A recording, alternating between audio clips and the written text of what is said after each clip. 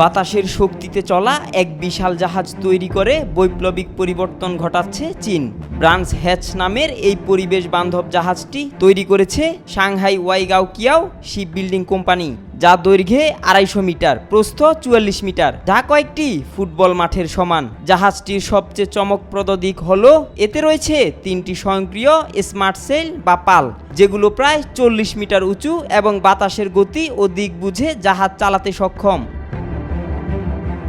এই জাহাজে হাইব্রিড প্রযুক্তি ব্যবহার করা হয়েছে, যেখানে বাতাসই প্রধান চালিকা শক্তি। প্রয়োজনে ইঞ্জিনও চালানো যায়, তবে তা প্রয়োজন হয় কেবল প্রতিকূল পরিস্থিতিতে। 16 জুন ইউরোপীয় সমুদ্রপথে যাত্রা শুরু করা এই জাহাজ একবারে প্রায় 8 লাখ ব্যারেল অপরিশোধিত তেল পরিবহন করতে সক্ষম। প্রচলিত ডিজেল চালিত জাহাজের তুলনায় এটি দিনে প্রায় 14.5 টন জ্বালানি সাশ্রয় করে এবং প্রতিদিন কার্বন নিঃসরণ কমায় প্রায় 45 টন। বার্ষিক হিসেবে এই জাহাজ ব্যবহারে জ্বালানি খরচ কমবে প্রায় 12% এবং কার্বন নিঃসরণ কমবে 3800 থেকে 5000 টন পর্যন্ত। এতে বছরে আর্থিক সাশ্রয় হবে প্রায় 150 মিলিয়ন মার্কিন ডলার, যা বাংলাদেশি মুদ্রায় প্রায় 18,400 কোটি টাকা।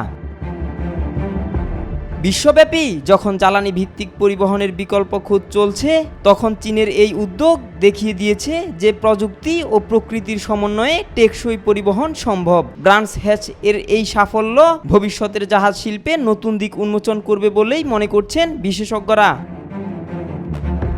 আব্দুল্লাহ আল নোমান, আজকাল।